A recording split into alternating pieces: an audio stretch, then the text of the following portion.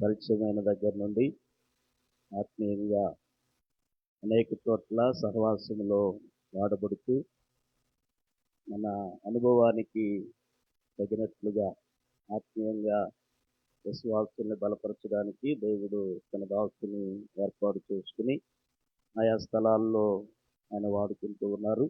అలాగే ఆయనకి మనం ఎందుకు కృతజ్ఞత చెప్పాలి అంటే మన సహవాసం తరపున ఎక్కడికి ఎప్పుడు ఎవరు అడిగినా కాదనకుండా టేప్స్ ఇస్తూ ఉన్నాం.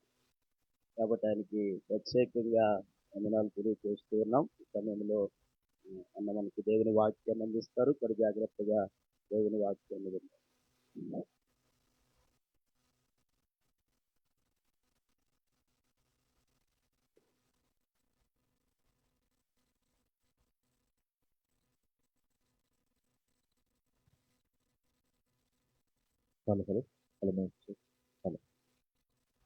మంచిదండి.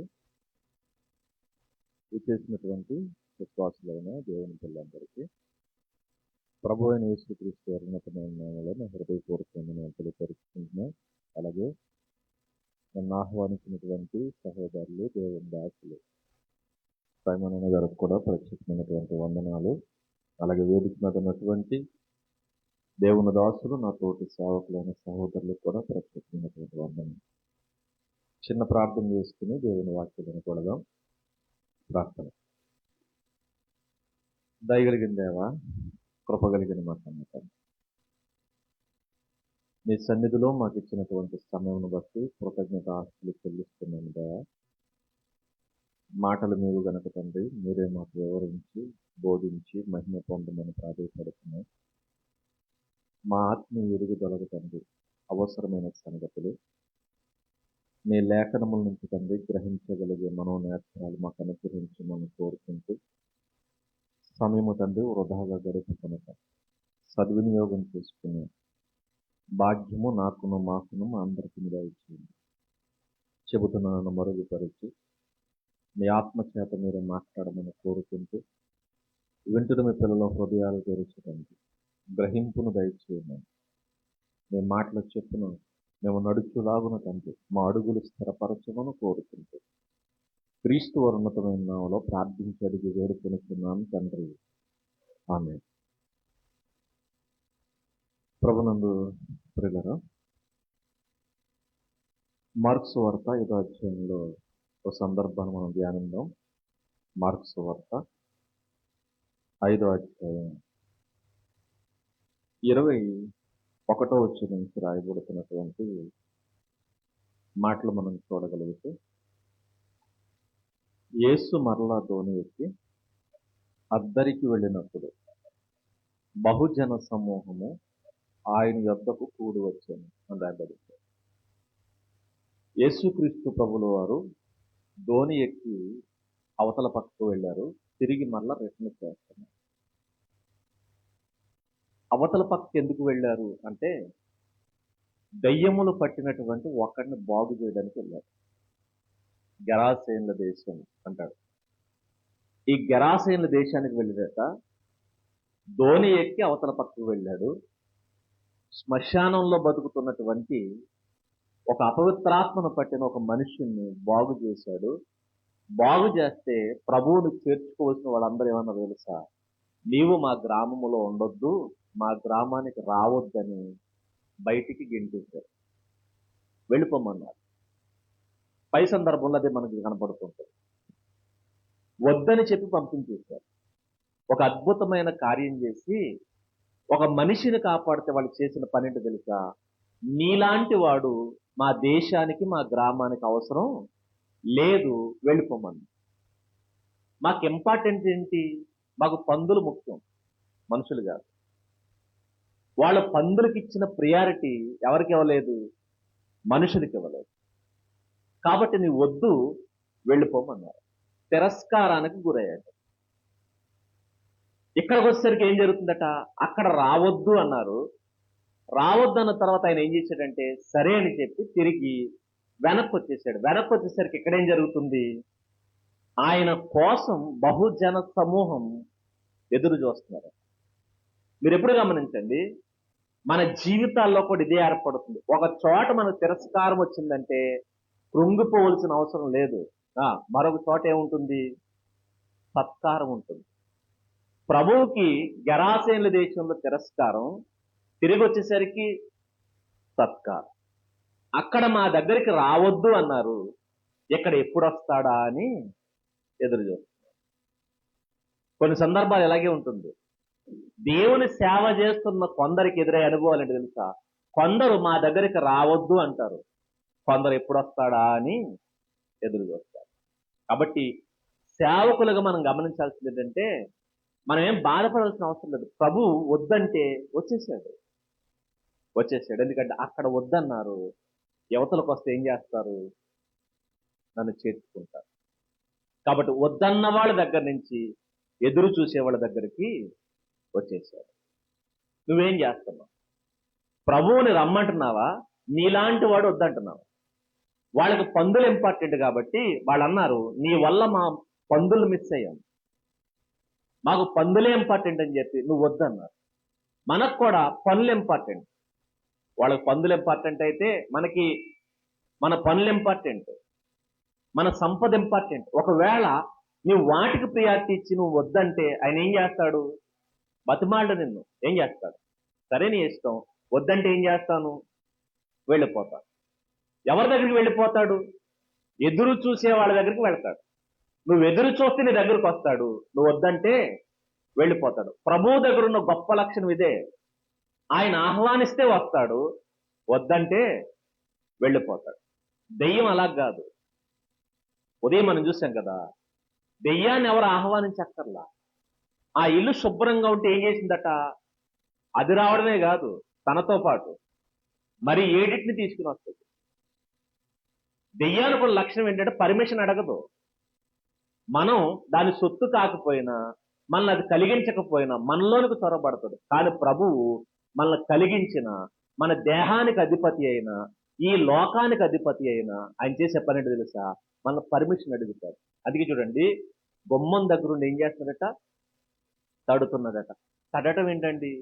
ఈ దేహం ఎవరిది? ఆయనదే కదా. బలవంతంగా చొరబడగలడా? చొరబడలేడా? బలవంతం ఏంటి? సర్వ హక్కులు మన మీద ఆయనకు ఉన్నాయి. ఆయన తనంతట తాను లోపలికి ఏం చేయగలడు? రాగలడు. రాగలిగిన దేవుడు రావట్లేదు, మన పర్మిషన్ అడుగుతున్నాడు. రమ్మంటావా అని. అందుకంటాడు, ఎవడైనను నా స్వరం విని ఏం చేయాలి? తలుపు తీస్తేనట అప్పుడు వస్తాడట. వచ్చి వానితో నేను, నాతో పాటు వాడు కలిసి ఏం చేస్తాం? భోంచేస్తాం. మన పర్మిషన్ అడుగుతాడు. చూడండి, ప్రభువు కొన్న గొప్ప లక్షణం ఇదే. మన పర్మిషన్ బట్టి వస్తాడు, అంతేగాని బలవంతంగా రాడు. ఎక్కడ కూడా వాళ్ళు ఎదురు చూస్తున్నారు కాబట్టి వచ్చాడు. వచ్చిన తర్వాత అక్కడ ఏం జరుగుతుందో రాయబడుతున్న సందర్భం చూడండి. 22వ వచనం. ఆయన సముద్ర తీరమునుండగా సమాజ మందిరపు అధికారులలో యాయీరను ఒకడు వచ్చి ఆయన చూచి ఆయన పాదముల మీద పడి అనుకుంటాడు. ఇక్కడ యాయీరు అని ఒక ఆయన కనబడుతున్నాడు. ఆయన పేరేంటంటే యాయీరు అని అంటాడు. యాయీరు అన్న పదానికి అర్థం ఏంటంటే ప్రకాశించేవాడు, లేదా యెహోవాయే ప్రకాశింపచేయువాడు అని అర్థం. ప్రకాశించువాడు లేదా మేల్కొల్పేవాడు అన్న మీనింగ్. ప్రకాశించేవాడట, మేల్కొల్పేవాడు, ప్రకాశవంతమైన ప్రకాశం కలిగిన వాడు.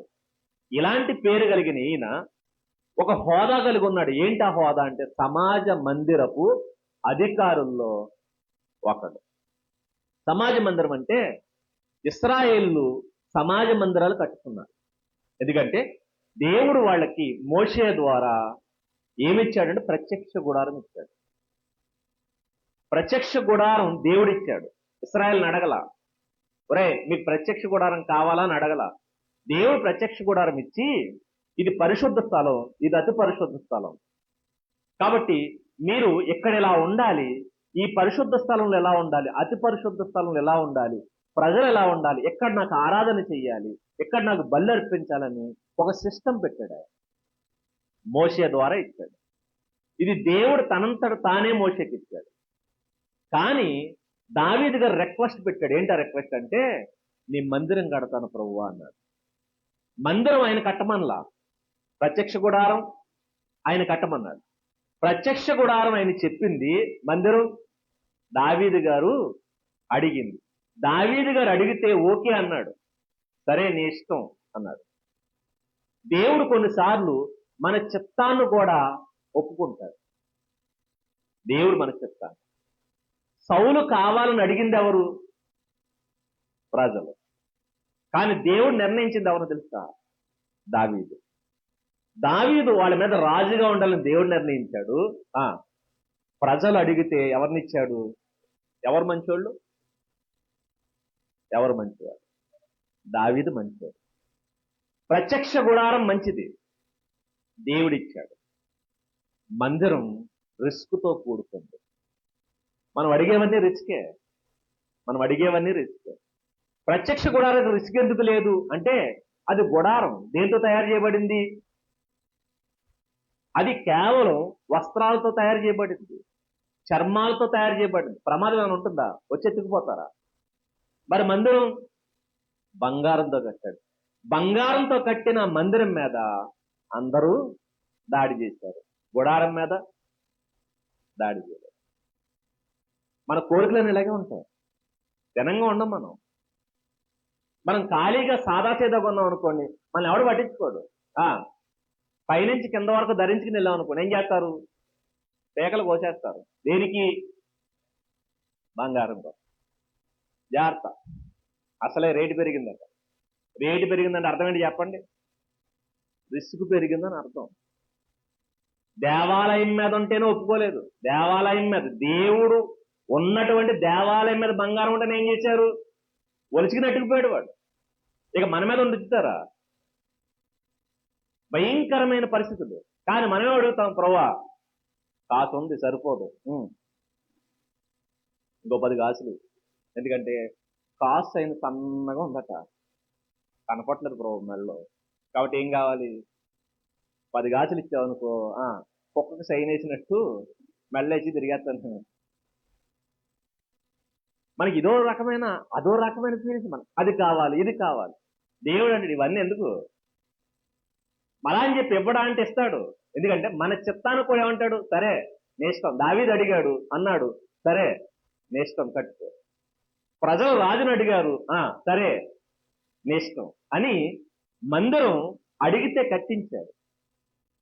కానీ ఆ మందిరం వెళ్ళిపోయిన తర్వాత, నెబుకద్నెజరు మందిరాన్ని పడగొట్టేసిన తర్వాత యూదులందరూ చెదిరిపోయిన తర్వాత వీళ్ళు ఎక్కడైతే నివాసం ఉంటున్నారో అక్కడ ఒక సమాజ మందిరాన్ని కట్టించుకున్నారు. ఇది దేవాలయం కాదు, సమాజ మందిరం. ఇంకా చెప్పాలంటే మన చర్చ్ లాంటిది.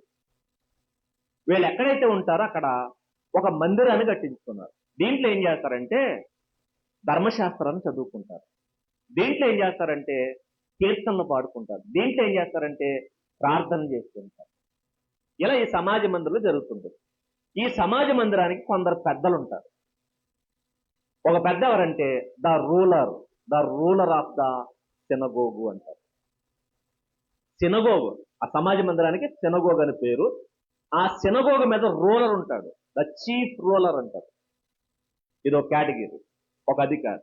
రెండో అధికారి ఎవరంటే ద మినిస్టర్ అంటారు. అంటే మందిరములో సేవ చేసేవారు, ద మినిస్టర్. ఇక మూడో హోదా ఏంటంటే ద ఎల్డర్ అంటారు. అంటే సమాజ మందిరములో పెద్ద. ఇక నాలుగవది ద టీచర్, సమాజ మందిరంలో బోధించేవారు. రూలర్,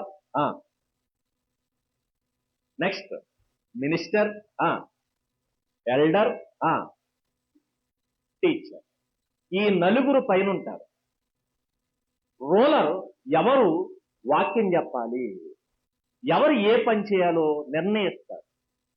దానికి కావలసిందంతా ఈ మినిస్టర్ చూస్తారా, దానికి కావలసిందంతా ఈయన చూస్తారు. ఇక పెద్దలు మిగిలిన కార్యక్రమాలు చేసుకుంటారు. టీచరు బోధ చేస్తాడు, ధర్మశాస్త్రాన్ని బోధిస్తుంటాడు. ఇప్పుడు ఈ యాయిరు ఈ నాలుగిట్లో ఏదో ఒకటి అయి ఉంటాడు. అయితే రూలర్ అయి ఉంటాడు, లేదా మినిస్టర్ అయి ఉంటాడు, లేదా ఎల్డర్ అయి ఉంటాడు, లేదా టీచర్ అయి ఉంటాడు. కానీ ఒక హోదా కలిగిన వాడు, సమాజ మందిరంలో ఏం కలిగిన వాడు? హోదా కలిగిన వాడు. సామాన్యమైన హోదా కాదు ఇది. ఎలాంటి హోదా అంటే, ఇంకా చెప్పాలంటే మన పరిభాషలో చెప్పాలంటే, ఒక గ్రామానికి ప్రెసిడెంట్ లాంటి వాడు, ఒక ఒక టౌన్కి, ఒక సిటీకి కౌన్సిలర్ లాంటి వాడు. ఎలా ఉంటారంటే వీళ్ళు?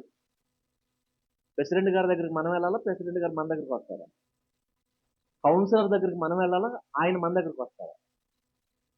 ఇప్పుడు అంతటి స్థాయి కలిగిన వాడు, అంతటి స్థాయి కలిగిన వాడు యాయీర్ అనే ఈయన అలాంటి హోదా కలిగిన వాడు. అంటే ఎలాంటి వాడంటే, ఇక మన కౌన్సిలర్లు ఎలాగైతే తిరుగుతుంటారో ఫార్చునర్ కార్ వేసుకుని అలా ఆయన వెళ్తుంటే ముందు వెనక ఎవరుంటారు? పోలీసులు గస్తీ కాస్తుంటారు చూసారా, ఎస్కాట్ అంటారు చూసారా, అలాంటి రేంజ్ కలిగిన వాడు ఈయన. ఇలాంటి ఆయన ఒకరి దగ్గరికి వస్తున్నాడట. ఎవరి దగ్గరికి? ప్రభువు దగ్గర.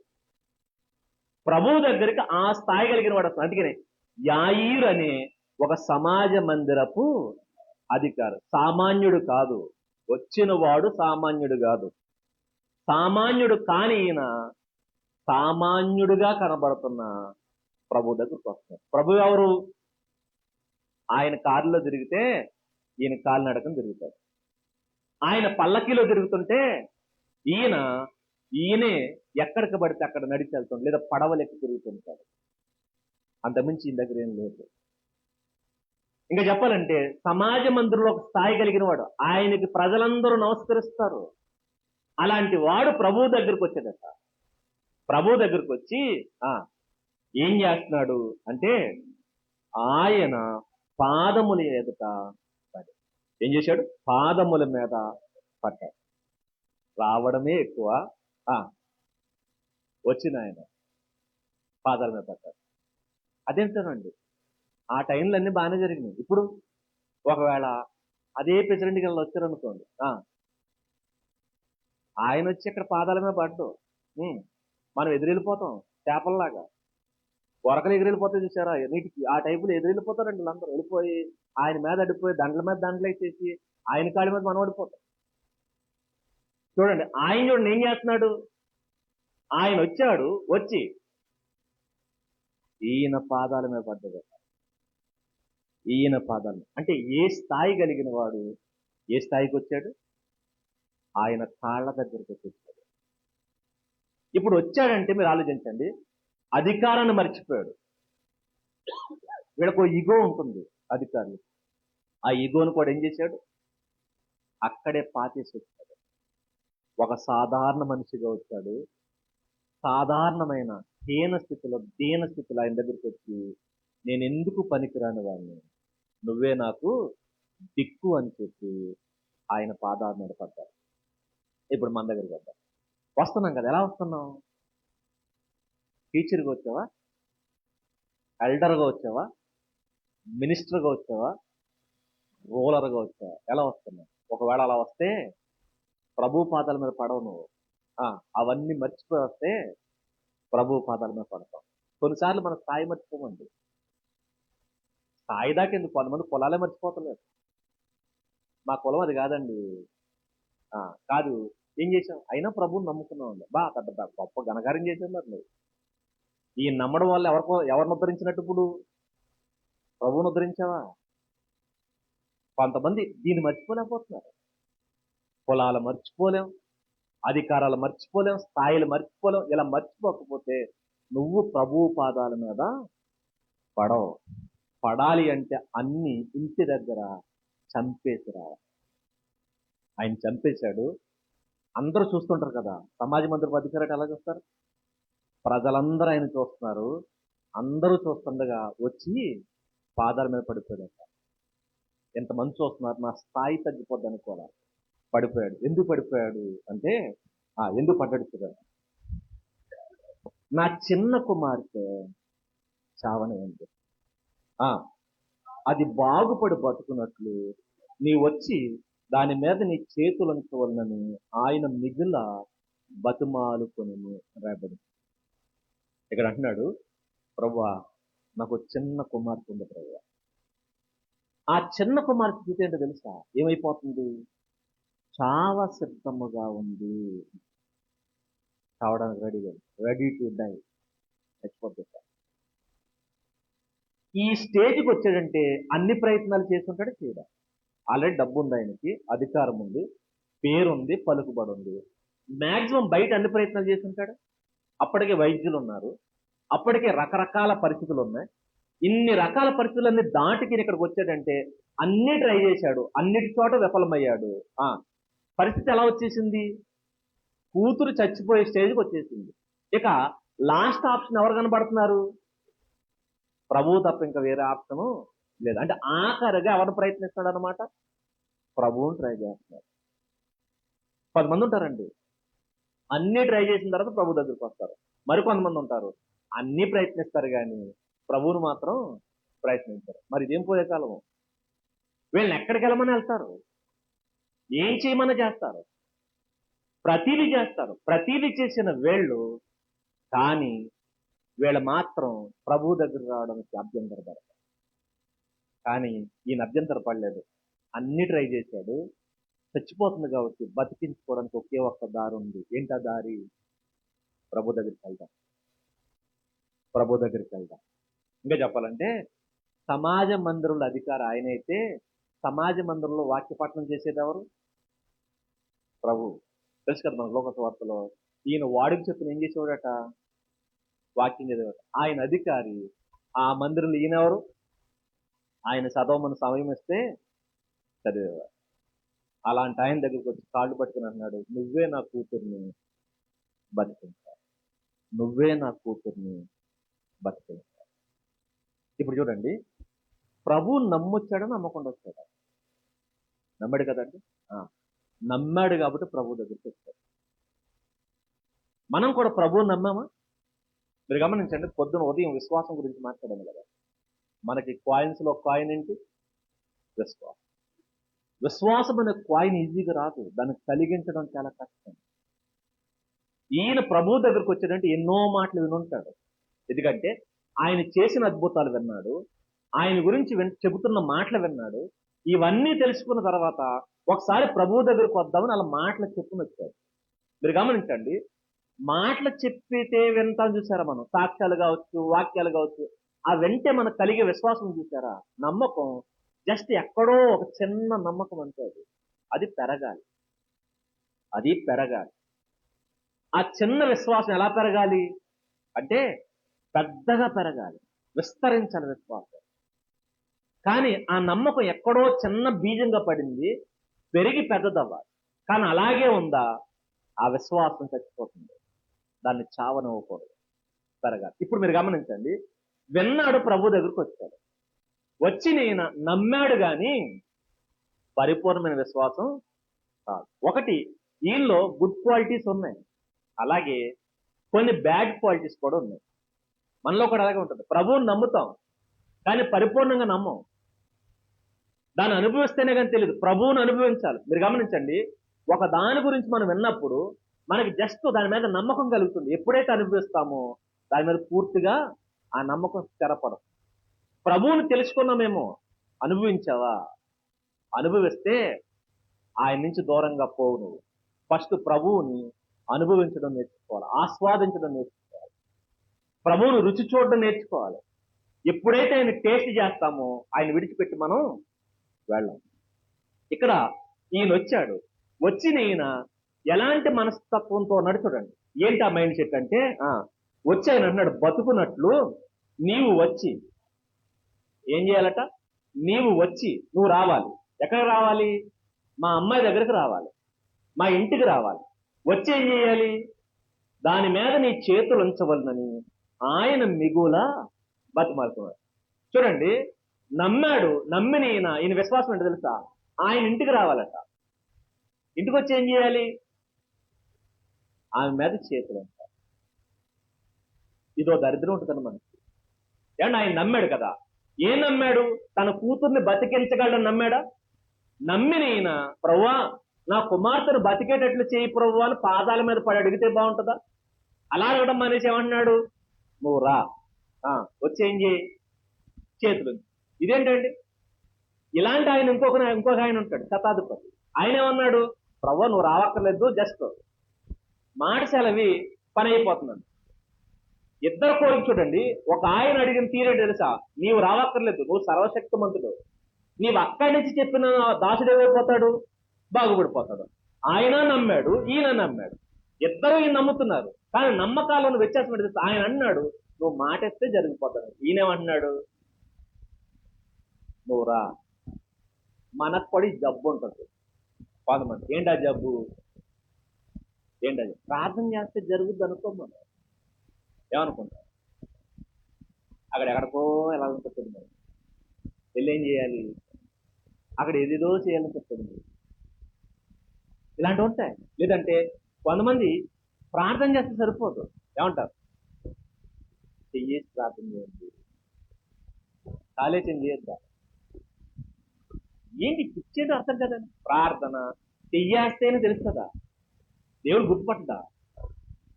అండ్ దేవుడికి కంటి చూపు ఏమన్నా ప్రాబ్లం అనుకున్నారు మీరు? మీ గురించి చేస్తే మీ గురించే చేస్తున్నారన్న సంగతి ఆయన తెలుసా తెలీదా? తెలుస్తుంది కదా. కానీ మన ఫీలింగ్ ఏంటి, చెయ్యేంటి, మరి చేస్తే కొంతమంది సాటిస్ఫై ఎవరు. నెక్స్ట్ కొబ్బరి నుండి డబ్బా తెచ్చుకుని తిరివేయండి, ఇంకా నయం నెత్తి మీద మద్దన చేయండి. ఏంటి ఇచ్చేది అర్థం కదండి.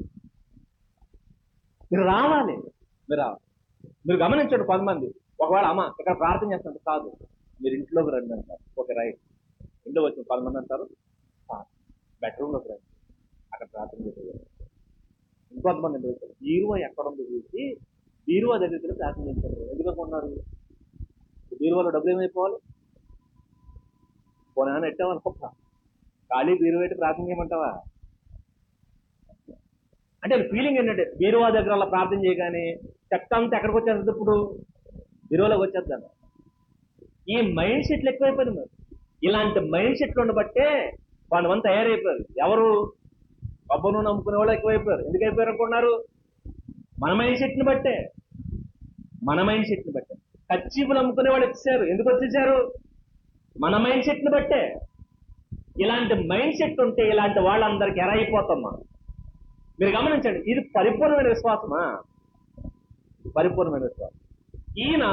ఆయన బాగు చేయగలడు అని నమ్ముతున్నాడు. కానీ ఎలా బాగు చేయగలడు, రావాలి, వచ్చి చేతులు ఫోన్ లేదు. ప్రభు ముట్టాలనుకున్నాడండి. ముట్టాలనుకున్నప్పుడు ఈయన వచ్చాడు కదా, వస్తున్నప్పుడు కుమార్తెని తీసుకురావచ్చు కదా.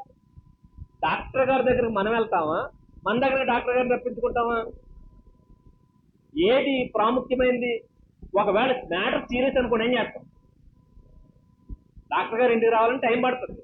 అదే మనం డాక్టర్ గారి దగ్గరికి వెళ్తే తొందరగా వెళ్ళిపోవచ్చు. ఒకవేళ నీకు ఎమర్జెన్సీ అయితే ఏం చేయాలి తెలుసా, నువ్వేం చేయాలి, డాక్టర్ గారి దగ్గరికి నువ్వే వెళ్ళాలి. అందుకని అంబులెన్స్ ఎలా వచ్చింది, అందుకే ఎందుకంటే స్పీడ్గా ఆయన దగ్గరికి వెళ్ళాలంటే అంబులెన్స్ ఎక్కి తీసుకొస్తాం. ఇప్పుడు మీరు గమనించండి, ఆల్రెడీ ఒకటి సావ సిద్ధమై ఉందన్నాడు, చచ్చిపోవడానికి సిద్ధంగా ఉంది. Very very serious matter. అలాంటి టైలర్ అంటాడు, నువ్వు రా, కొన్ని అంబులెన్స్ ఏమైనా ఉంది, అప్పుడు కొన్ని కార్ ఏమైనా ఉందా, బస్సు ఏమైనా ఉందా, ఎలా రావాలి, నడుచుకుంటూ రావాలి. కొన్ని నడుచుకుంటూ వస్తాను. పోనీ మన ప్రభు చాలా గొప్పడండి, ఎలవయ్య నేనే వస్తాను అల్లా. మరి ఏమంటే తెలుసా, శతాధిపతి నీ మాట సెలవిస్తే చాలంటే సరే వెళ్ళు, నీ దాసుడు బాగుపడతాడు.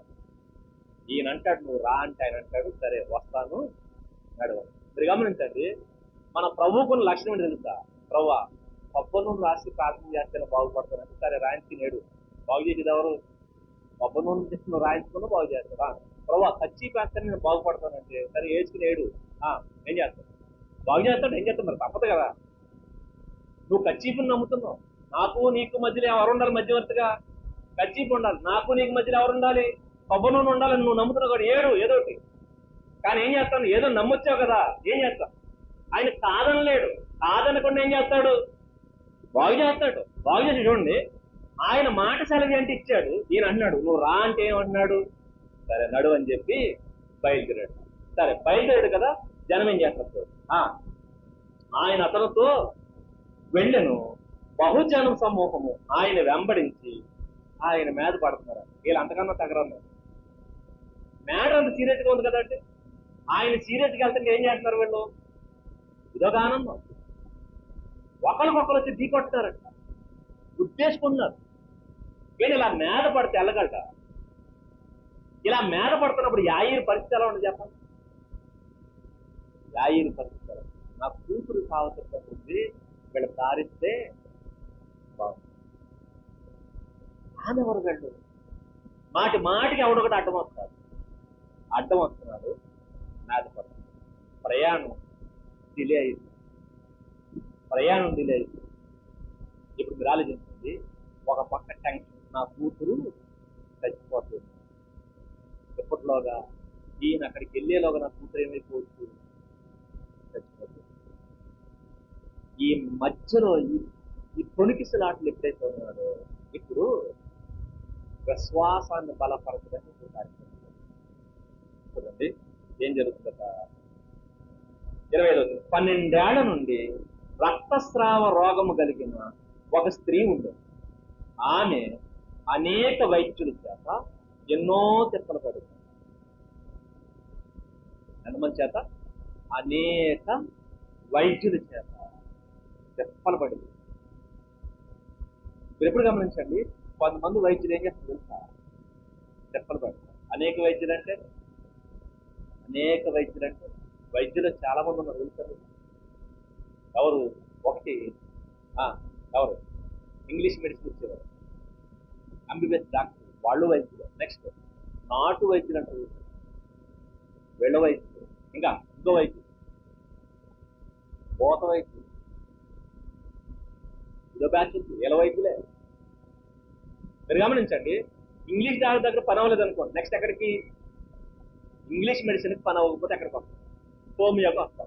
హోమియోలో కూడా అవ్వలేదు అనుకోండి, పక్క నుంచి మన అమ్మలక్కలు, ఇదిగో ఆయన చాలా మంచోడు, ఎందుకంటే ఏ జబ్బు నయమవట్లేదు అనుకోండి, అదేమట్టుకుందేమో ఇదేమట్టుకుందేమో, ఇప్పుడు ఎక్కడికి వెళ్ళాలి?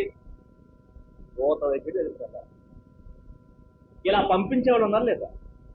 ఎందుకంటే విసిగిపోయినప్పుడు ఏది చెప్పినా వింటాం మనం, ఏది చెప్పినా. అక్కడికి వెళ్ళమంటే అక్కడికి వెళ్తాం, ఇక్కడికి వెళ్ళమంటే ఇక్కడికి వెళ్తాం. ఈ టైంలోనే ఎలా ఉందంటే, నాటి కాలంలో ఎలా ఉంటుంది మీరు గమనించండి. అప్పటికి ఇంగ్లీష్ మెడిసిన్ ఎంతగా డెవలప్ అవ్వాలా, ఇంత టెక్నాలజీ రాలా. ఆ టైంలో ఈవిడ వైద్యుల చేత చెప్పలబడిందంటే, ఆ టైంలో వైద్యులు ఏం చేశారు? ఎలాంటి బాధలు పెట్టారు? ఎలాంటి బాధ? మామూలు బాధలు కాదు, మహాబాధ. ఎందుకు? మన కాస్త ముందుకి ఎప్పటికీ మనకు వినపడుతున్న వార్తలు, ఇదిగో నీకు పట్టిన దరిద్రం పోవాలంటే ఏం చేయి? ఆ కార్యక్రమం చేయి, ఈ కార్యక్రమం చేయి, అది చేయి అని చెప్పి డబ్బులు హరించేసే వాళ్ళు ఉన్నారు. ఒంటికే కాదు వైద్యం, ఇంటికి కూడా చేస్తారు వైద్యం. ఎందుకంటే ఈ కిటికీ పెద్ద అయిపోయింది, ఏం చేయాలి? తీసే అంటే ఇది ఏ వైద్యం అనుకుంటున్నారు? ఇది వైద్యం. బాగుపడాలంటే ఏం చేయాలి? ఇప్పుడు కలుపు అలా పెట్టడం కాదు, సీలింగ్ పెట్టమన్నాడు అనుకోండి, మనం వింటాం. మనం అదో దరిద్రం మనకి, ఎందుకంటే సీలింగ్ ఇదేంటంటే సీలింగ్ కలుపు ఏంటంటే అన్నాం మనం. ఆయన చెప్పాడంటే ఖచ్చితంగా ఏం చేయాలి? కలుపు సీలింగ్కే పెట్టాలనుకుంటాం. టైల్స్ కింద వేసారు మీరు, కాదు ఎక్కడేయండి, పైకి తీసుకెళ్ళి పైన డాబా మీద ఏంటి అన్నప్పుడు వేసేస్తాం మనం, కిందకు వదిలేటారు. ఏది చెప్తే చేస్తాం. ఇవన్నీ వైద్యాలే. ఈవిడ గమనించండి, 12 ఏళ్ళట, 12 ఏళ్ళ నుంచి బాధపడుతుంటే ఎన్ని చేసి ఉంటుంది ఆవిడ? ఎంతమంది దగ్గరికి వెళ్ళి ఉంటారు? నానా బాధలు పడిందట, మామూలు బాధలు కాదు, చెప్పలు పడిందట. ఇంకా చెప్పాలంటే ఏం చేశారు తెలుసా? ఆవిడ దగ్గర ఉన్న ఆస్తంతా తినేశారు. 12 ఏళ్ళలో మొత్తం ఖాళీ.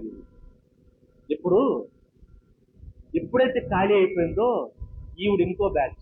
ఏంటి ఆ బ్యాచ్? చూడండి, ఈవిడేమనుకుంటుంది? అనేక వైద్యుల చేత తిప్పలబడి తనకు కలిగినదంతయు వ్యయము చేసుకుని ఎంత మాత్రం ప్రయోజనం లేక మరంత సంకటపడి దిగజారిపోయిందట. దిగజారిపోయిన తర్వాత ఆమె యేసుని గురించి విని, నేను ఆయన వస్త్రములు మాత్రము ముట్టిన బాగుపడదును అనుకుని అంటాడు. ఇప్పుడు ఈవిడే బ్యాచ్. ఆయనేమో నువ్వు వచ్చి చెయ్యాలంటాడు, ఈవిడేమంటుంది? నేను వెళ్ళి ఈవిడ తచ్చింది బ్యాచ్. మరి ఆయన కొబ్బరి నూనె బ్యాచ్. ఇదే ఏం ముట్టుకోవాలట? వెళ్ళి వస్త్రం ముట్టుకోవాలి. ఇంకా చెప్పాలంటే యాయిర్ కంటే కొంచెం బెటర్. ఎందుకంటే ఆయన అన్నాడు నువ్వే వచ్చి ముట్టుకో అన్నాడు. ఈవిడేమనుకుంటుంది, ఆయన ముట్టుకోక్కర్లేదు కానీ వెళ్ళి ఆయన వస్త్రమును ముట్టుకున్నా సరిపోదు. కాబట్టి వీళ్ళకి మన లాంగ్వేజ్ లో పేరు పెట్టాలంటే వీళ్ళ ఏ బ్యాచ్? Touch batch.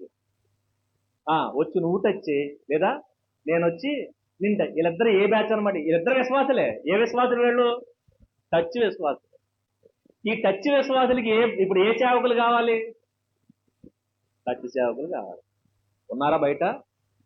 బోళ్ళంత మంది ఉన్నారు. బోళ్ళంత మంది ఉన్నారు. ఇలాంటి వాళ్ళకి ఫ్యాన్స్ ఫాలోయింగ్ మామూలుగా ఉండదు. మామూలుగా ఉండదు. అలా కాకుండా అమ్మా బాగుపడినమ్మా వాక్యమైన నమ్మంటే అలవే చెప్పావు కానీ అట. అందుకే మనకు సరైన దారులు నచ్చవు, ఇలాంటి అడ్డదిడ్డల దారులే నచ్చుతుంటాయి. ఈవిడ వచ్చి అనుకున్నదట వస్త్రం ముట్టుకోవాలని.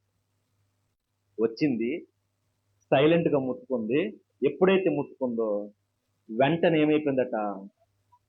తన రక్తధార కట్టబడింది.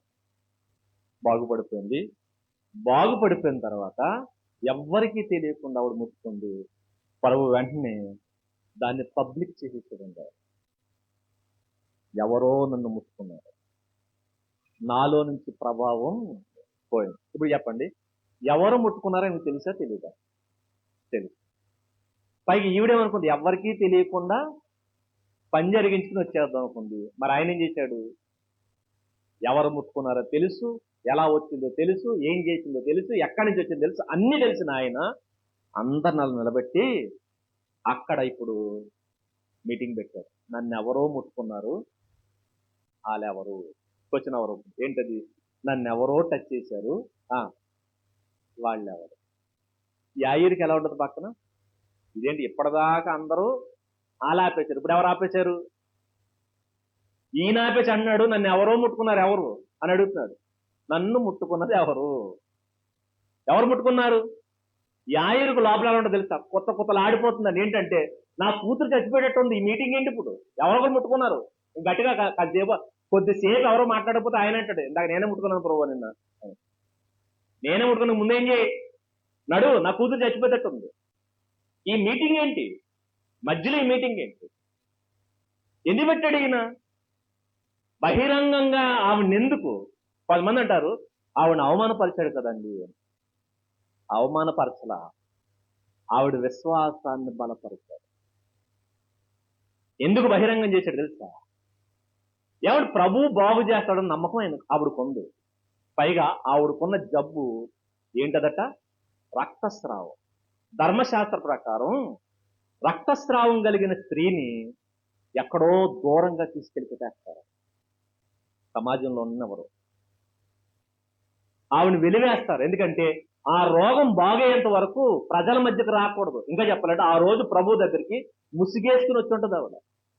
తన ముఖం ఎవరికి కనబడకుండా, తను ఎవరో తెలియకుండా ముసిగేసుకుని దొంగచాటుగా వచ్చి వంగొంగి వచ్చి ఆయన వస్త్రాలను టచ్ చేసి వెళ్ళిపోదాం అనుకుంది. ఎందుకంటే ఆయన్ని ముట్టుకున్న ఆయన తెలిస్తే, ఎందుకంటే ఆవిడ ఎవరినైనా ముట్టుకుంటే రాళ్లతో కూడా చంపేస్తారు. ఎందుకంటే ఈవిడ ముట్టుకుంటే వాళ్ళు ఏమైపోతారు? అపవిత్రులు అయిపోతారు. ధర్మశాస్త్ర ప్రకారం రక్తస్రావం కలిగిన స్త్రీ ఎవరిని ముట్టుకున్న అపవిత్రులు అయిపోతారు. ఆవిడ ఏ వస్తువును ముట్టుకోకూడదు, ఏ జంతువును ముట్టుకోకూడదు, ఏ మనిషిని ముట్టుకోకూడదు. ముట్టుకుంటే అపవిత్రులు అయిపోతారు. పైగా సాయంత్రం వరకు దూరంగా ఉండాలి, వస్త్రాలు ఉతుక్కోవాలి, స్నానం చేయాలి, మందిరానికి వెళ్ళాలి, ధర్మశాస్త్ర ప్రకారం కొన్ని కార్యక్రమాలు చేయాలి. అప్పుడు దాకా పవిత్రులుగా. ఇలాంటి సిచ్యువేషన్. ఇలాంటి ఆవిడ వచ్చి ముట్టుకోవచ్చండి? ముట్టుకోకూడదు. ముట్టుకోండి. మరి ముట్టుకోకపోతే ఎలా బాగుపడుతుందండి అనుకోవచ్చు. నిన్ను బాగు చేసేది వస్త్రమా ప్రభువా? ప్రభావం ఎవరి నుంచి పోయింది? వస్త్రంలో నుంచా? ఆయన ఏమన్నాడండి? ప్రభావము తనలో నుండి బయట వెళ్ళిందట. ప్రభావం తనలోంచి వెళ్ళిందా? వస్త్రంలోంచి వెళ్ళిందా? టచ్ చేసింది వస్త్రాన్నైనా ప్రభావం ఎక్కడి నుంచి వచ్చింది? మీరు ఎప్పుడు గమనించండి. కచ్చీపుల నుంచి రాదు, కొబ్బరి నుంచి రాదు. మరి ప్రభావం ఎక్కడి నుంచి? మనుషుల చేతుల నుంచి రాదు, మరి ఎక్కడి నుంచి వస్తుంది? ఆయనలో నుంచి వస్తుంది ప్రభావం. ప్రభావం ఆయనలో నుంచి. ఆయన ప్రభావం కలిగిన వాడు, ఆ ప్రభావం ఆయనలో నుంచి రావాలి. ఆయనలో నుంచి రావాలి. ఇప్పుడు ఆయన బాగు చేస్తాడని నమ్మితే వచ్చి దూరంగా నిలబడి మోకాళ్ళు వేసి, ప్రభువా నన్ను స్వస్థపరచని అడిగితే స్వస్థపరుస్తాడు, స్వస్థపరచడా. కుష్ఠరోగులు కూడా ముట్టుకోకూడదు. కుష్ఠరోగులు అనేక మంది ప్రభువుని ఏం చేశారు? దావీదు కుమారుడా, మమ్మల్ని కరుణించవా అంటే కరుణించాడా? కరుణించలేదా? పిలిస్తే పలికే దేవుడు పిలిస్తే బాగు చేస్తాడా? బాగు చేయడా? ఆవిడ దూరంగా ఉండి, ప్రభువా నా పరిస్థితి 12 ఏళ్ల నుంచి ఈ బాధ అనుభవిస్తున్నాను, నా పరిస్థితి బాగలేదు, దినము దిగజారిపోతుంది, నా బతుకలు అయిపోయింది, దయచేసి నా మీద జాలిపడు అంటే జాలిపడతాడు. జాలిపడి బాగు చేస్తాడు కదండి, బాగు చేస్తాడు. కానీ ఈవిడేం చేసింది? ఆయన అడుగుదాం అనుకోలా, మరేమనుకుంది? వెళ్ళి వస్త్రాన్ని ముట్టుకుని వచ్చేద్దాం. వీళ్ళు రహస్య క్రైస్తవులు అంటారు. వీళ్ళు క్రైస్తవులు అనకూడదు, వీళ్ళు రహస్య భక్తులు. కొంతమంది చూసారా, చర్చికి రారు. మరి ఎక్కడికి వెళ్తారంటే, మనకు కొన్ని గుళ్ళు ఉన్నాయి కదా, విజయవాడ, గౌరీపట్నం, లేదా పేరుపాలెం, అక్కడికి వెళ్ళి మొక్కులు వచ్చేస్తారు. అక్కడ సేవకులు ఎవరు కనపడరు. వీళ్ళు ఏం చేస్తారు? అక్కడ బొమ్మకో లేకపోతే సిలువుకో వీళ్ళు ఏం చేస్తారంటే, మాకు ఇది చేస్తే ఏం చేస్తాం? ఈ బేరం ఎవరితో అనుకుంటున్నారు? రహస్యం అంటే ఎవరికి తెలియకూడదు. మేము నీ దగ్గరకు వచ్చామన్న సంగతి ఇంకెవరికి తెలియకూడదు. సీక్రెట్ గా చేసుకుని వచ్చేద్దాం. ఈ సీక్రెట్ ఏంటి? నీకు ప్రభువు మీద నమ్మకం ఉంటే, నీకు ప్రభు ఈ కార్యక్రమం చేస్తాడు అనుకుంటే ధైర్యంగా రా. ఆయనకి రహస్యంగా వచ్చాడంటే చిరాకు. అలాంటి రహస్య భక్తి ఆయన వద్దు. నీవు అందరి ఎదుట ఆయన ప్రభువుకి ఏం చేయాలి? ఒప్పుకోవాలి. కొందరు ఈ పని చేయరు. అందుకనే లేదంటే ఇంటి దగ్గర ఉండి ఎవరి చేత చర్చికొచ్చే వాళ్ళ ద్వారా కానుక పంపించి అంటారు, మా కోసం మా కుటుంబం కోసం ఏం చేయించండి రా. ఇలాంటి బ్యాచ్ ఉందా లేదా? ఉంటారు. ఇదేంటి? నీకు నిజంగా ప్రభు మీద నమ్మకం ఉంటే, నువ్వు ప్రార్థన విశ్వసిస్తే ఆయన నీ మొర ఆలకిస్తాడని నమ్మకం ఉంటే రా, నువ్వు ప్రభు దగ్గర నువ్వు రా. వస్తే ఖచ్చితంగా నీ మొర వింటారు. ఇవిడొచ్చింది, టచ్ చేసింది. టచ్ చేస్తే ఏం చేశాడు తెలుసా? ఆపి మీటింగ్ పెట్టాడు. ఎందుకంటే తనంతట తాను ఇప్పుడు ఎక్కడికి రావాలి? ఆయన ఎదుటికి వచ్చి, ప్రభువా ముట్టుకున్నది నేనే అని చెప్పాలి. చెప్పిందంటే ఫస్ట్ సీక్రెట్గా వెళ్ళిపోతాం అనుకుంది, కానీ అప్పుడు నిలబడి ఒప్పుకుందాం. ఏముందంటే, ప్రభువా నిన్ను ముట్టుకున్నది నేనే అంటే ఆవిడేమనుకుంది? వస్త్రం అనుకుంది కదా. ఇప్పుడు ఆయన అంటున్నాడు, చూడండి, ఆవిడ విశ్వాసం ఏమంటుంది చెప్తాను. ఏమంటున్నాడు? 34, కుమారి బాగు చేసింది నా వస్త్రం కాదమ్మా. ఎవరు నిన్ను బాగు చేసింది? ఎవరు తెలుసా? నా దగ్గరికి రావాలన్న విశ్వాసం నీకు పుట్టిందే అది. నిన్ను నేను బాగు చేయగలను నువ్వు నమ్మావే, నేను నిన్ను స్వస్థపరుస్తాను నమ్మావే, ఆ విశ్వాసం. నేను దేవుణ్ణి, నిన్నేం చేయగలను? బాగు చేయగలను నువ్వు నమ్మావే, అది నిన్నేం చేసింది? స్వస్థపరిచింది. ఆవిడేమనుకుంటుంది? ప్రభువు వస్త్రం ముట్టుకున్నాను. ఆవిడ విశ్వాసం అది కదా, ప్రభువు వస్త్రం ముట్టుకుంటే ఏమైపోతాను? బాగుపడిపోతాను. ఇప్పుడు బాగుపరిచింది. ఒకవేళ ప్రభువు ఆ రోజు నిలబెట్టకపోతే ఆవిడ ఏమనుకుంటుంది? నన్ను బాగు చేసింది ఎవరు? ప్రభు వస్త్రం అనుకుంటారు. ఒకవేళ బయటికి వెళ్ళి సాక్ష్యం చెప్పాలంటే ఏం చెప్తుంది? నేను ప్రభు వస్త్రం ముట్టుకున్నాను, ఏమైపోయాను? బాగుపడ్డా. ఈ బయటికి వెళ్ళి చెప్తే ఈ పిచ్చి జనం అందరూ ఏం చేస్తారు? వస్త్రం ఉంచుతారా? తిప్పారు తెల్లారొచ్చి. ఇప్పుడు ఇది జరగకుండా ఉండాలంటే ఏం చేయాలి? ఆ రోజు ఆపి ఆవిడతా అన్నాడు, అమ్మా నేను బాగు చేసిన వస్త్రం కాదమ్మా, నీ విశ్వాసం అమ్మా, నీ విశ్వాసం నిన్ను బాగు చేసి. ఇప్పుడు చెప్పండి, ప్రభువు దేన్ని బట్టి నీ జీవితంలో కార్యం చేస్తాడు? మనం అనుకుంటాం, చచ్చి మీద సిరిపెట్టించాను అందుకు కార్యం చేశాడు, చచ్చి కట్టుకోళ్ళు గెలిచ్చాను అందుకు కార్యం. ఎందుకు చేయడు? ఆయన ఎందుకు చేస్తాడు తెలుసా? నువ్వు నమ్మావా? నీ నమ్మకాన్ని బట్టి ఏం చేస్తాడు? కార్యం చేస్తాడు. నీ నమ్మకాన్ని బలపరచడం కోసం కార్యం చేస్తాడు. నువ్వు నమ్మి ఆయన దగ్గరకు వచ్చావు కాబట్టి నీ విశ్వాసం ఏం చేయాలి? ఆయన పదిలపరచాలంటే ఏం చేయాలి? కార్యం జరిగించాలి. తన శక్తిని నీకు చూపిస్తాడు. ఎందుకంటే నీ నమ్మకం పదిలపరచాలి. అందుకే చిన్న నమ్మికతో వచ్చిన ఆవిడ ఇప్పుడు పరిపూర్ణమైన నమ్మకంతో తిరిగి వెళ్ళింది. నేను ప్రభువుని నమ్ముతున్నాను. ఇది ఇక్కడ జరిగింది. ఇది ఈయన చూస్తున్నాడు. ఎవరు? యాయేరు గారు. యాయేరు గారు ఏమనుకున్నాడు? ఆయన వచ్చి ముట్టుకోవాలనుకున్నాడు. ఇప్పుడు ఈయన చెప్తున్నాడు, నేనొచ్చి ముట్టుకుంటేనో నా వస్త్రం ముట్టుకుంటేనే కాదు, ఏదైనా జరగాలంటే మనుషులు ఏముండాలి? విశ్వాసం ఉండాలి. ఇంకా చెప్పాలంటే యాయీరు విశ్వాసాన్ని బలపరచాలి. అందుకనే యేసుతో ఆ ప్రయాణం, యేసుతో యాయీరు చేస్తున్న ఆ ప్రయాణంలో యాయీరు విశ్వాసాన్ని బలపరచడానికి చేస్తున్న కార్యక్రమం. ఆవిడొచ్చింది, ముట్టుకుంది, స్వస్థపడింది. ఇప్పుడు ఇంకో విషయం చెప్తాను. ఆవిడ ఎన్నేళ్ల నుంచి బాధపడుతుంది? యాయీరు కుమార్తెకు వయసు ఎంత? మీకు అర్థమైందా? యాయీరు కుమార్తె వయసు ఎంత? 12 ఏళ్ళు. మీకు డౌట్గా ఉందా? 42 వచ్చినాం. 42 వచ్చినాం. ఆమె 12 సంవత్సరముల ప్రాయం కాదు. ఆవిడ వయసు ఎంత? 12 ఏళ్ళు. 12 ఏళ్ల చిన్నది సావసిద్ధమై ఉంది. 12 ఏళ్ల రక్తస్రావం కలిగిన స్త్రీ ఏమైంది? బాగుపడింది. ఇప్పుడు మీరు ఆలోచించండి. అంటే ఆవిడ జబ్బు ఎప్పటి నుంచి వచ్చింది? ఈ పిల్ల పుట్టిన దగ్గర నుంచి ఆవిడ జబ్బు వచ్చింది. ఈ పిల్ల ఎప్పుడైతే పుట్టిందో, యాయీరు కుమార్తె ఎప్పుడైతే పుట్టిందో, ఆవిడకి ఏం పుట్టింది? జబ్బు పుట్టింది. ఆ జబ్బు ఎందుకు పుట్టింది? మళ్ళీ అర్థమవుతున్నాయా? పచ్చిగా చెప్పను మళ్ళా. యాయీరు కుమార్తె పుట్టిన దగ్గర నుంచి ఆవిడ జబ్బు పుట్టింది. ఎందుకు పుట్టింది? యాయీరు విశ్వాసం బలపడాలంటే ఈ జర్నీ గురించి ఆయన తెలుసు. ఒక రోజు యాయీరు నా దగ్గరకు వస్తాడు. వచ్చినప్పుడు అపనమ్మకంతో వస్తాడు, అంతంత మాత్రం నమ్మకంతో వస్తాడు. ఆ నమ్మకాన్ని బలపరచాలంటే దారిలో ఏం జరగాలి? ఒక కార్యక్రమం జరగాలి. ఏంటి ఆ కార్యక్రమం? ఈవిడ రావాలి. ఈవిడ రావాలంటే ఈవిడికి ఏముండాలి? చెప్పండి. 12 ఏళ్ల నుంచి ఈవిడ బాధపడుతుంది. ఆవిడ అలా ఎదుగుతుంది. ఆవిడ ఎదుగుతుంది, ఈవిడ జబ్బు పెరుగుతుంది. చూడండి, అక్కడ కుమార్తె పుట్టింది, ఈవిడికి జబ్బు పుట్టింది.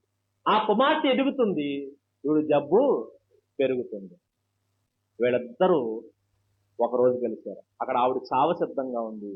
ఈవిడ కూడా ఇక నేనేం చేయలేను, చచ్చిపోదామని ఫిక్స్ అయింది. ఇలా లాస్ట్కి వచ్చేసిన వీళ్ళిద్దరూ ఒకే రోజు ప్రభువుని ఏం చేస్తున్నారు? ప్రయత్నిస్తున్నారు. అలా ప్రయత్నిస్తున్నప్పుడు ఒకరి విశ్వాసంతో ఇంకొకరి విశ్వాసం బలపడుతుంది. మీరు ఎప్పుడు గమనించండి, మన విశ్వాసం ఎప్పుడు బలపడుతుంది తెలుసా?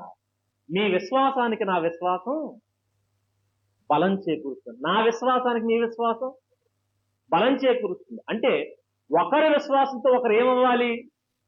బలపడాలి. అందుకనే మన అనుభవాలు పంచుకుంటూ ఉంటాం.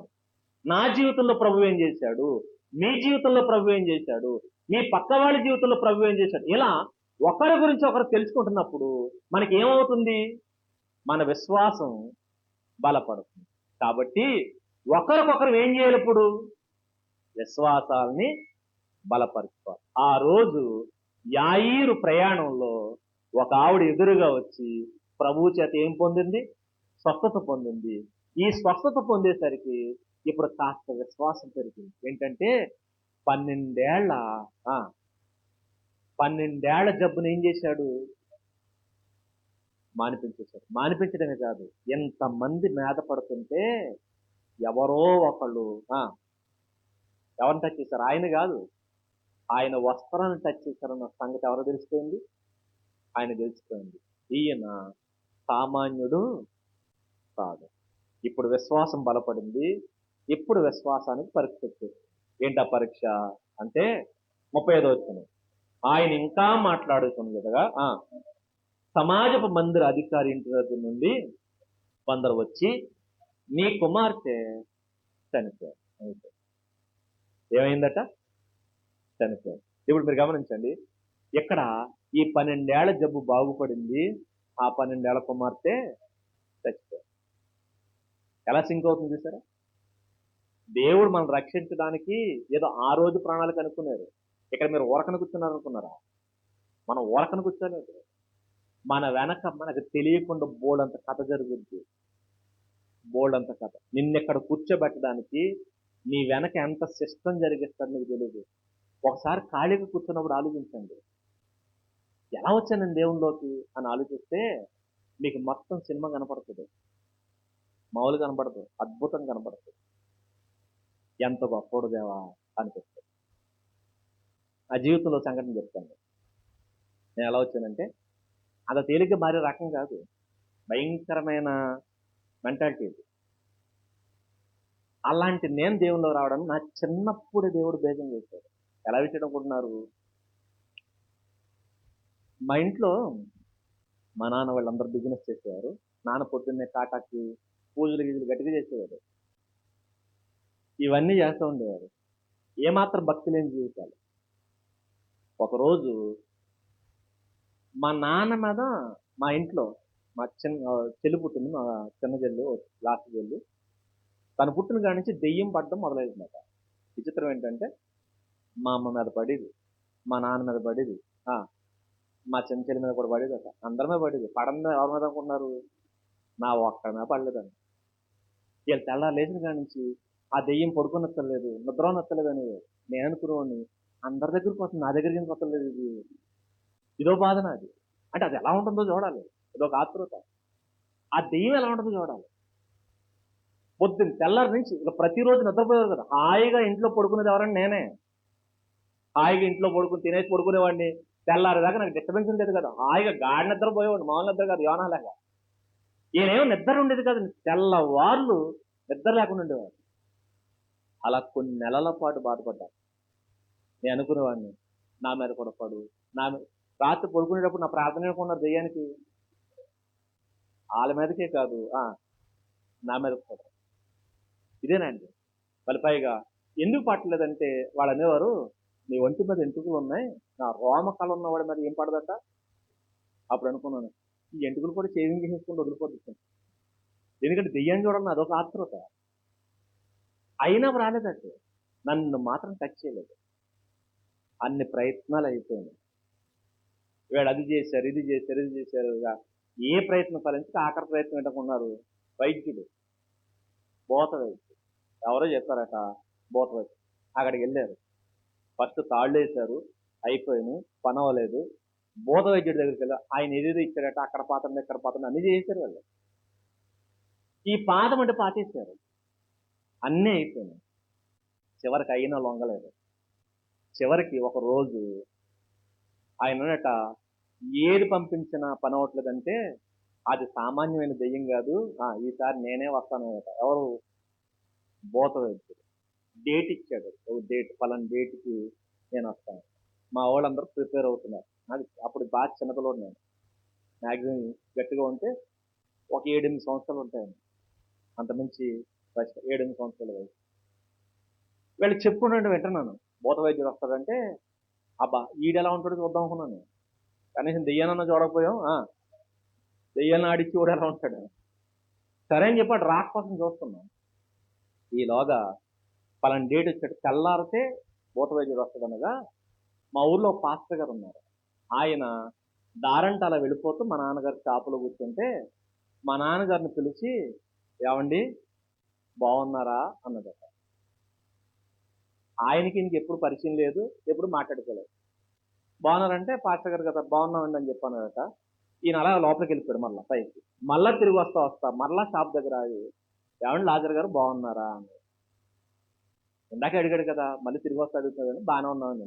మరలా ఇంటికి వెళ్ళిపోయాడు.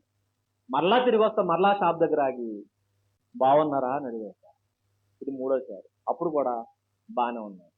మళ్ళీ వెళ్ళిపోయాడు. మరలా తిరిగి వస్తా మళ్ళా ఆగి, ఏమండి బాగున్నారా అని. ఇన్నిసార్లు అడిగేసరికి మా నాన్నకి డౌట్ వచ్చి ఆయన దగ్గరికి వెళ్ళి, ఏంటండి ఎన్నిసార్లు అడుగుతున్నారు, బాగున్నాను చెప్పాం కదా, ఏంటంటే నాకు మీ గురించి దేవుడు ఒక విషయం బయలుపరిచాడు, మీరు బాగాలేదు, ఏం జరుగుతుంది అంటే అప్పుడు మొత్తం కట్టారు. అప్పుడు ఆయన సరే అన్ని ప్రయత్నించారుగా, ఎవరిని? ప్రభువుని ట్రై చేస్తారా అని అడిగారు. నేను వచ్చి ప్రార్థన చేస్తాను, మీరు చేతికి కట్టినవి, గుమ్మాలకు కట్టినవి ఎక్కడెక్కడ ఏం కట్టారో అవన్నీ తీసి పడేయండి, నేను వచ్చి ప్రార్థన చేస్తాను, మీకు ఓకేనా అంటే రేపు పొద్దున్న ఎవరు వస్తున్నారు? పోతుంది. ఇలా వస్తుంది అంటే రావద్దని చెప్పండి. మీకు నమ్ముకుంటే నేను వచ్చి అడుగు పెడతాను, ప్రార్థన చేస్తాను. సరే అయితే మీ ఇష్టం చేయండి అంటే ఇప్పుడు ఆయనకు ఫోన్ చేసి రావద్దని చెప్పారు. రావద్దని చెప్పిన తర్వాత అప్పుడు ఫోన్ లేవు అనుకుంటా, లేదు ఫోన్ లేవు. అప్పుడు వేళ్ళే వెళ్ళి ఇన్ఫర్మేషన్ ఇచ్చారు రావద్దని. దాని తర్వాత ఇక ఆయన ఆగిపోయాడు. ఆయన వచ్చి ప్రార్థన చేసి అవన్నీ పీకించి బయటపడేసి దూరంగాను ప్రార్థన చేసి వెళ్ళిపోయాడు. ఆ రోజు రాత్రి పండుకున్నారు, తెల్లారి పొద్దున్న లేచారు. లేచిన తర్వాత మరలా వీళ్ళకి ఆ రాత్రి కూడా మరలా వచ్చింది. కాకపోతే ప్రతి రాత్రి కన్నా కాస్త బెటర్. మరలా పడింది అని చెప్పి కొనిపించలే.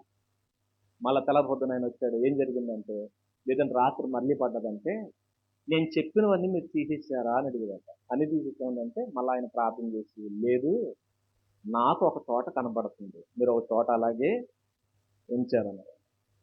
ఎక్కడ ఉంచామంటే నాకు పలానా చోట కనబడుతుందంటే ఇలా ఏం చేశారంటే ఆయన ఆ భూత వైద్యుడు ఒక చోట ఏవి ఇచ్చి పాతేయమన్నారట. ఈ సైన్యం మూలన ఎక్కడ పాతమంటారు కదా, పాతేయమంటే ఇలా పాతేశారట.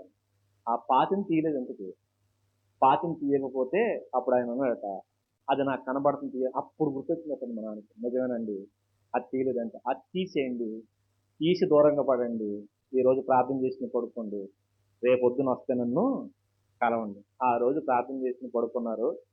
తెల్లారికి ఏమీ లేదు, ఏమీ లేదు. అప్పటి నుంచి మా వాళ్ళు మారారు.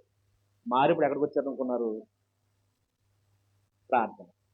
అలా వచ్చే నేను ప్రార్థన లేదు. ఆ రోజు నేను ప్రార్థన కావాలి. అప్పటి నుంచి బేజాలు పడితే కానీ ఇప్పుడు నిలబడినాను. ఇప్పుడు నిలబడాలంటే ఎక్కడి నుంచి పట్టుకోవాలి? ఇప్పుడు మీరు గమనించండి, ఆ దెయ్యం ఎందుకు వచ్చిందనుకున్నారు? నా కోసమే. ఆ సంగతి ఈ మధ్య కాలంలో అర్థమైంది నాకు. నా కోసం వచ్చిన దెయ్యం నేను డైలీ చెప్పేదాన్ని, నా దగ్గరికి రాండి నేను. నా దగ్గరకు వచ్చే దెయ్యం కాదు అది, నన్ను దేవుని దగ్గరికి తీసుకెళ్లే దెయ్యం ఇది. నన్ను ఆయన దగ్గర తీసుకెళ్లాలంటే ఇదేం చేయాలి? చూడండి, ఈ గేమ్ దేనికి అనుకుంటున్నారు? నన్ను కాపాడాలి. నన్ను ఆ రోజు నిలబెడితే ఈ రోజు ఎంత పని ఉంది మరి. అందుకే ప్రతి గ్రామానికి ఎదుగు తిప్పుతాడంటే అప్పుడు గుర్తట్టుకున్నాడు, ఎప్పటిదాకా వాడుతున్నాడు. అక్కడి నుంచి పడ్డాయన బేజాలు. ఇప్పుడు అనిపిస్తూ ఉంటుంది, ఏంటి దీనికోసం ఎంత గేమా? ఆ రోజు దేవుని సన్నిధికి వెళ్ళి వాక్యాలు వినడం బట్టి అప్పటి నుంచి మెల్లమెల్లగా విశ్వాస విత్తనాలు పడితే ఇప్పుడు ఏమైంది? అది పెరిగి పెద్ద. ఇప్పుడు మీరు కూడా గమనించండి, ఈయన్ని పట్టుకోవడానికి చెప్పండి, అక్కడ కూతురు పుట్టింది, ఇక్కడ ఈవిడికి జబ్బు పుట్టింది. ఈవిడ జబ్బు ఎందుకు పుట్టింది? ఆయన పట్టుకోవడం అంటే యాయీర్ను పట్టుకోవడానికి ఇప్పుడు ఎవరిని వాడుకుంటున్నాడు? రక్తస్రావం కలిగిన స్త్రీ. ఈ రక్తస్రావం కలిగిన స్త్రీకి జబ్బు పెట్టి ఆ రోజే వచ్చిందట, వచ్చేసింది, బాగుపడిన తర్వాత ఈ గేమ్ అయిపోయిన తర్వాత ఇప్పుడు అంటున్నాడు కూతురు చచ్చిపోయిందని వార్త వచ్చిందండి.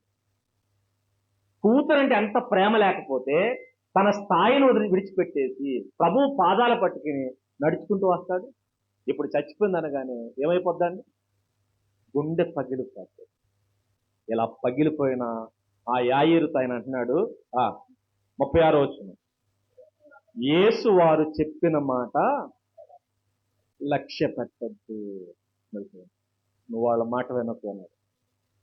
చచ్చిపోయింది అని చెప్పిన మాట నువ్వు విను, కానీ బోధకుని శ్రమ పెట్టవద్దు. ఇక అయిపోయింది, మనం తీసుకెళ్ళి ఏం చేద్దాం? పాతి పెట్టడానికి రా, నువ్వు వస్తే వెళ్ళి ఏం చేద్దాం? నీ కుమార్తెను తీసుకుని వెళ్ళి పాతి పెట్టేద్దాం అని చెబుతున్న మాట ఉందే, ఆ మాటను నీవు లక్ష్య పెట్టదు. మీరు ఎప్పుడు గమనించండి, మనుషుల మాటలు లక్ష్య పెట్టకండి. ఎవరి మాట? ప్రభువు మాట లక్ష్య పెట్టండి. ఆయన అంటాడు మనుషుల మాటలు లక్ష్య పెట్టొద్దు, భయపడకు అని చూడండి. వాళ్ళ మాటనకు, రెండోది భయపడకు. వాళ్ళ మాటనకు భయపడకు. ఈ రెండు చేయకుండా ఒకటి చేయి. ఏంటది? నమ్మిక మాత్రం. ఏముండాలి? నమ్మిక. అంటే విశ్వాసం ఎంత బలమైంది చూడండి. నీవు ప్రాముఖ్యంగా ఉంచాల్సింది ఏంటో తెలుసా? నమ్మిక మాత్రం ఉంచు. అలా మాట అనుకునేదా? మీరు ఎప్పుడు గమనించండి, దేవుడు సీరియస్ గా చెప్పే మాట ఏంటో తెలుసా? వాళ్ళ మాట వినద్దు, ఎవరి మాట వినద్దు, వెంటే పాడైపోతాం మనం. ఆదాం గారు ఏం చేశాడు? తన భార్య మాట విన్నాడు. అబ్రహాం శారాయి మాట విన్నాడు. సౌలు చనుల మాట విన్నాడు. ఇలా ప్రతి ఒక్కరు మనం త్రోవ తప్పించిన 1,00,000 చెప్తారు. దేవుడు చెప్తాడు, వారి మాట నువ్వు లక్ష్య పెట్టదు. మరేం చేయి? నమ్మిక ఉంది. మీరు గమనించండి, మీ పరిస్థితులు చేదాటిపోయినని మీకు అనిపించినా, మీ జీవితం తల్లకిందలైపోయింది అనిపించినా, నా చేతుల్లో ఏమీ లేదుక నా జీవితం ఫుల్ స్టాప్ అయిపోయిందని మీరు అనిపించినా, కంగారు పడకండి. ఇక చావే నాకు శరణ్యం అనుకోవద్దు. నువ్వేం చేయి? జస్ట్ నమ్మిక మాత్రం ఉంచు. నమ్మిక ఉంచు. దాని పవర్ ఏంటో చూస్తావు. మళ్ళీ చెప్తున్నాను, పవర్ దేంట్లో ఉంది? వస్త్రంలో లేదు, ఎవరో ముట్టుకునే టచ్లో లేదు, దేంట్లో, కొబ్బరి నూనెలో లేదు, మరి దేంట్లో ఉంది? నమ్మకంలో ఉంది. నువ్వు ఎంత గట్టిగా నమ్మితే అంత బలమైన కార్యాలు నువ్వు చూస్తావు. ప్రభు అన్నాడు, నువ్వు జస్ట్ నమ్ముతుంచు, అలా మాట్లాడొద్దు అన్నాడు. ఇప్పుడు చెప్పండి, నమ్ముతాడా? నమ్ముతాడు. ఒకవేళ ఈ రక్తస్రావం కలిగిన స్త్రీ రాకపోయి ఉంటే ఏం చేద్దు? వెళ్ళిపోతుంది. కానీ ఈవిని చూశాడు కదా, 12 ఏళ్ల నుంచి వైద్యులు అందరి దగ్గరికి వెళ్ళి నానా బాధలు పడి అన్నీ పోగొట్టుకున్న తర్వాత ఎక్కడికి వచ్చింది? ప్రభువు దగ్గరకు వచ్చి, నేనన్నా అడిగాను పాదాల పట్టుకుని. ఆవిడేమన్నా అడిగిందా? అడగలేదు. ఏమీ చేయకపోయినా దొంగచాటుగా వచ్చి ముట్టుకున్న ఆవిడికి ఏం చేశాడు? ఇంత అద్భుతమైన కార్యం చేశాడంటే, నా కూతుర్ని ఏం చేయగలడు? బతికించగలడు. ఆ నమ్మిక ఉంచడండి. చూడండి, ఇప్పుడు యాయీరు నమ్మకాన్ని బలపరిచింది ఎవరు? ఇప్పుడు చెప్పండి, నీకు జబ్బు వచ్చిందా? దేవునిలో ఉన్న దేవుని దగ్గరకు వచ్చిన జబ్బు వచ్చిందా? కంగారు పడకు. ఎవరి విశ్వాసాన్ని బలపరచడానికి నీకు ఏమొచ్చిందనమాట? జబ్బు వచ్చింది. నీకు శ్రమలు వచ్చినాయా? శ్రమలు దేనికి వచ్చినాయి తెలుసా? ఎవరి విశ్వాసాన్ని బలపరచడానికి నీకు ఏమొచ్చినాయి? శ్రమలు వచ్చినాయి. మీరు గమనించండి, యోబుకు శ్రమలు రాకపోతే ఈరోజు మన విశ్వాసాలు బలపడినా. శ్రమల్లో మనకు ధైర్యం ఎవరు? మనకే కాదు, భక్తులు. యాకోబు గారు ఏమన్నాడు? యోబు యొక్క సహనం మీరు. అంటే యోబు మనకు పాఠాలు నేర్పించడానికి ఏం పొందాడు? ఇప్పుడు యోబుకు శ్రమలు ఎందుకు వచ్చినాయి? మనకి విశ్వాసం కలిగించడం, మన విశ్వాసాన్ని బలపరచడానికి యోబు గారు శ్రమ పొందారు. అలాగే ఒకవేళ నీకు కష్టాలు వచ్చినా, నీకు కన్నీళ్ళు వచ్చినా, నీకు బాధలు వచ్చినా, నీకు ఇబ్బందులు వచ్చినా, ఎందుకు వస్తుంది తెలుసా? ఒకవేళ నీ ఇబ్బందులను బట్టి ఇంకొకరు ఏమవుతారు? బలపడతారు. ఇప్పుడు చెప్పండి, 12 ఏళ్ల ఆవిడ శ్రమ ఏం చేసింది? యాయీరు విశ్వాసాన్ని బలపరిచింది. ఉపయోగపడ్డదా? ఉపయోగపడలేదా? కొన్నిసార్లు మన బాధలు పక్కోళ్ళకు పాఠాలు అవుతాయి. కొన్నిసార్లు మన వేదనలు పక్కోళ్ళకు పాఠాలు అవుతాయి. కొన్నిసార్లు మన కన్నీళ్లు పక్క వాళ్ళకి పాఠాలు అవుతాయి. మనకొచ్చిన కష్టం పక్కోడికి మేలవుతుంది. ఇంకా చెప్పాలంటే ప్రభు అనుభవించిన శ్రమలు మనకి ఏమయ్యాయి? మేలయ్యాయి. ఆ రోజు ఆవిడ అనుభవించిన శ్రమ యాయీరుకి మేలైంది. ఆ మాట నమ్మాడండి. ఎందుకంటే కళ్ళ ముందు చూశాడు. ఎవరిని? రక్తస్రావం కలిగిన స్త్రీని చూసి ఇప్పుడు నమ్మిక ఉంచంటే ఉంచాడట. చచ్చిపోయిన తర్వాత కూడా నమ్ముతున్నాడు. చూడండి, నా కూతురు ఏమవుద్ది? బతుకు. అలా వచ్చాడు. వచ్చి ఏం చేస్తున్నాడు? ఇప్పుడు వీళ్ళందరినీ అక్కడ వదిలేశాడట. వదిలేసి 37వ వచనం, పేతురు యాకోబు సహోదరుడు యోహాను వారిని తప్ప మరి ఎవరినైనా తన వెంబడి రానియక సమాజ మందిరపు అధికారి ఇంటికి వచ్చి వారు గొల్లుగా నుండి చాలా ఎట్టుకు ప్రలాపించు ఉండుట చూచి అనుకోండి. ఏం చేస్తున్నారు వీళ్ళు? తెగడి చేస్తున్నారటండి. ఎవరు వీళ్ళు? పెయిడ్ బ్యాచ్ అంటే నాడు ఏడవడానికి ఎవరిని తెచ్చుకునే వరకు ఉన్నారు? ఏడవడానికి మనుషులు. ఇంకోటి తెలుసా, మనకు కొన్ని శిష్టాలు ఉంటాయి. మీరు గమనించండి, సమాజంలో గొప్పవాడు ఎవరనుకున్నారు? నీతిగా బతికి చచ్చిపోయినాడు కాదు, మరి ఎవరో తెలుసా? దారంటూ ఊరేగింపుగా తీసుకెళ్తారు చూస్తారు, అబ్బా జనం వచ్చారండి, ఆ, మామూలు జనం అంటే జనాన్ని బట్టి లెక్కేస్తావు నువ్వు. ఆయన చచ్చిపోయినప్పుడట సమాజ కార్యక్రమానికి ఎంతమంది జనం వచ్చారు? ఊరు ఊరు కదిలొచ్చిందండి. నిజమా? అంత ఉత్తముడు అంటే ఆడు దౌర్భాగ్యుడు, ఆడు ఏ రోజు ప్రార్థనకు రాలేదు. ఆడికి నువ్వు సర్టిఫికెట్ ఏమని? భలే గొప్పోడండి. ఎందుకంటే ఊరు ఊరు ఏమైపోయింది? కథలు. మనం ఎలా కొలతలు వేస్తూ ఉంటాం? ఇలా నాడు కూడా చావుని ఎలా చేసేవారు అనుకుంటారు వాళ్ళు? ఎవరైనా చనిపోయినప్పుడు ఎంతమంది ఏడిస్తే అంత గొప్పోడు. ఎంతమంది ఏడిస్తే. ఇప్పుడు మీరు ఆలోచిస్తే, ఒక ఆయన చచ్చిపోయినప్పుడు 10 మంది వచ్చి ఏడ్చారు అనుకోండి, ఆయన గొప్పోడు. ఇప్పుడు ఆయన తర్వాత ఇంకొక ఆయన చచ్చిపోయాడు, ఆయన దగ్గర 15 మంది వచ్చారు అనుకోండి, ఇప్పుడు ఈయన గొప్పడు. ఇలాగే ఉంటుంది. ఇది ప్రతి చోట ఉంటుంది. మనకి ఇల్లు కట్టుకున్నాం అనుకోండి, పక్కోడు బేస్మెంట్ ఎంత 5 అడుగులు వేసాడు, నెక్స్ట్ మనం కడుతున్నాం 7. ఎందుకు? 2 ఎక్కువ ఉండాలి, అప్పుడు మనం గొప్పలం అవుతాం. ఈ దరిద్రం నాటి నుంచి ఉంది. ఇది ఎక్కడి నుంచి వచ్చింది అనుకున్నారు? యాకోబు గారు చనిపోయినప్పుడు ఎంతమంది ఏడ్చారట? ఐగుప్తీయులందరూ ఏడ్చారు. మోషే చనిపోయినప్పుడు ఏడ్చారు. అహరోన్ చనిపోయినప్పుడు ఏడ్చారు. వాళ్ళ గొప్పలు కాబట్టి ఏడ్చారు. వీళ్ళ శాస్త్రుల పరిచయాలు తర్వాత కాలంలో ఏం చేశారు అనుకున్నారు? ఒరే, ఎంతమంది చచ్చిపోతారు, ఎంతమంది ఏడిస్తే మనం అంత గొప్ప నీతిమంతులు. ఇప్పుడు మన నీతిమంతులు అవ్వాలంటే ఇలా కొలమానాలు పెట్టుకుని ఇప్పుడు ఏం చేశారంటే, మనం చచ్చిపోయినప్పుడు ఏడవాలి. ఎవడు ఏడుతాడు మన కోసం? యాకోబు గారి కోసం ఏడ్చారంటే అర్థం ఉంది. ఎందుకు? యోసేపు గారిని కన్నాడు. యోసేపు గారు ఎవరు? ఐగుప్తును ఉద్ధరించినోడు. కాబట్టి ఐగుప్తులందరూ నీలాంటి వాడిని, ఎంత గొప్పవాడు కానీ నీ తండ్రి ఏమైపోయాడు, చచ్చిపోయాడు అని యోసేపు గారు ఏడుపు చూసి ఏం చేస్తున్నారు? ఏడుస్తున్నారు. మన నాన్నగారు నిన్ను కన్నాడు, నువ్వెవరు? నువ్వు ఊరికి పట్టిన చేడవు. నువ్వు నిన్ను కన్నందుకు మీ నాన్న గురించి ఎవడో ఏడుతాడా? ఎవడేడుతాడు? నువ్వు చేసిన పరిమాణ పనులు బట్టి. ఇప్పుడు కాబట్టి ఎవరు ఏడవరు కాబట్టి ఇప్పుడు ఏం చేయాలి? డబ్బులు ఇచ్చుకుని తీసుకొచ్చుకోవాలట. ఇప్పుడు చూడండి, డబ్బులు ఇచ్చి ఆడడానికి తెచ్చుకుని వీళ్ళున్నారు, డబ్బులు తీసుకుని ఏడుపు కూడా డబ్బులకు వస్తుందా? ఎందుకు రాదు? బోర్డంత వస్తుంది. ఈ పెయిడ్ బ్యాచ్ వచ్చేసినట్టు ఎవరి కోసం? యాయీరు కుమార్తె కోసం ఏడుస్తానికి వచ్చేసారట. ఆవిడ వయసు ఎంత? 12 ఏళ్ళు. 12 ఏళ్ల వయసు కలిగిన ఆ చిన్నది చచ్చిపోతే ఎవరు బాధపడతారండి? అయితే తల్లి పడుతుంది, లేకపోతే తండ్రి పడతాడు, లేదంటే అన్నదమ్ములు పడతారు. ఇంకెవరికైనా బాధ కలుగుద్దా? కానీ ఇలా వచ్చేసారట. వచ్చేసి ఎందుకంటే సమాజం మందిరపు అధికారు కదా, డబ్బులు ఇచ్చి రప్పించారు. ఇలా ఏడుస్తూ మొదలెట్టారు. ఇలా ఏడుస్తూ మొదలెట్టారు. ఇలా ఏడ్చేవాళ్ళంటారు. ఇలా ఏడ్చారు. మన దగ్గర కూడా వస్తారు. దేనికోసం? ఈ ఏడుపు నిజమైన ఏడుపు కాదు. మరి ఏడుపు వేషధారణతో కూడిన ఏడుపు. మీరు గమనించండి, దేవునికి అస్సలు నచ్చదండి.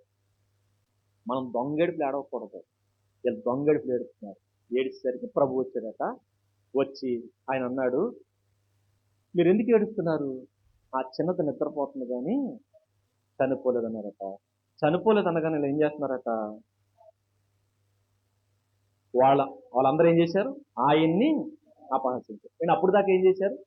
ఏడ్చారు. ఇప్పుడు ఏం చేస్తున్నారు అంటే వాళ్ళు నవ్వుతూ ఆయన్ని ఎగతాళి చేస్తారు. నేను ఏడ్చేవాడికి, బాధలో ఉన్నవాడు వెంటనే నవ్వు వస్తుందా?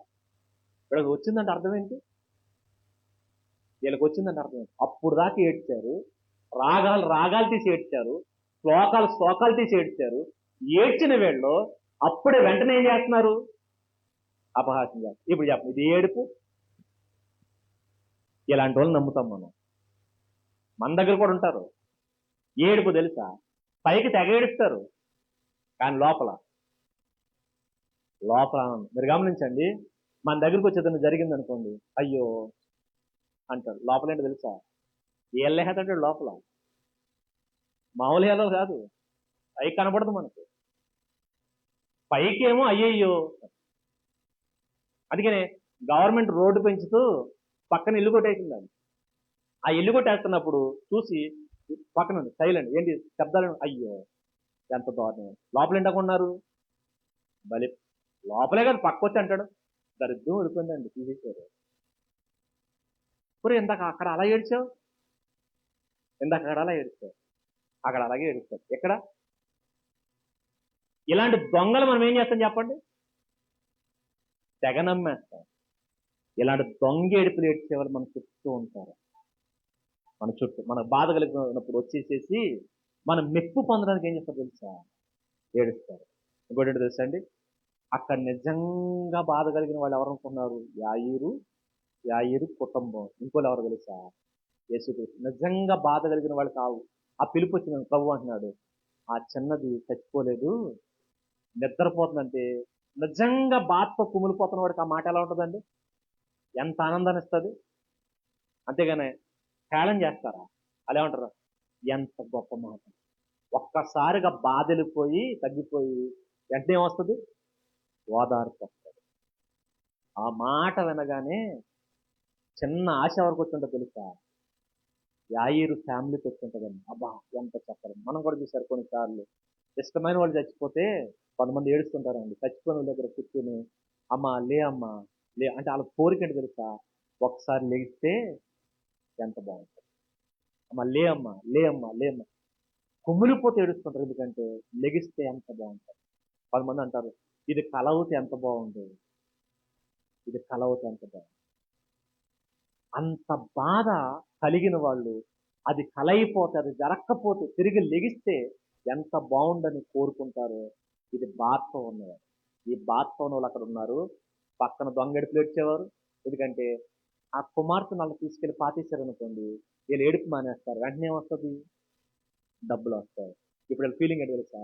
యాయిరు రావాలి, వచ్చిన తర్వాత కూతురుని తీసుకెళ్ళి పాతి పెట్టేయాలి, మనం డబ్బులు తీసుకుని వెళ్ళిపోవాలి. అంటే ఎంత తొందరగా వస్తే అంత తొందరగా మనం వెళ్ళిపోతాం. మన చేతిలోకి ఏమొస్తాయి?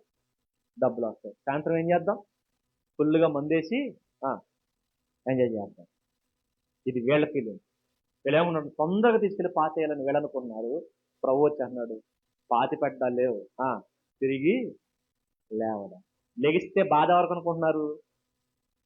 వీళ్ళకే. ఏం పోద్ది? డబ్బులు పోతే కిరాయి పోద్ది.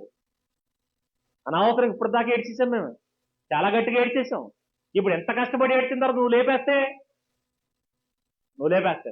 బాధతో కుమిలిపోయేవారు అనుకున్నారు వీళ్ళు. ప్రభు అంటాడు, ఆ చిన్నది నిద్రపోతుంది. ఇప్పుడు వెళ్ళాడట లోపలికి, వెళ్ళంటున్నాడు ఆయన వారందరినీ పంపేసి 41 వచ్చింది. ఆ చిన్నదాని చెయ్యి పట్టుకుని తలితాకుమి అని ఆమెతో చెప్పాను. ఆ మాటకు చిన్నదానా లెమ్మని నీతో చెప్పుతో. ఇంకా చెప్పాలంటే చిన్నదానా లెమ్మని నీకు ఆజ్ఞాపిస్తున్నాను అని అర్థం.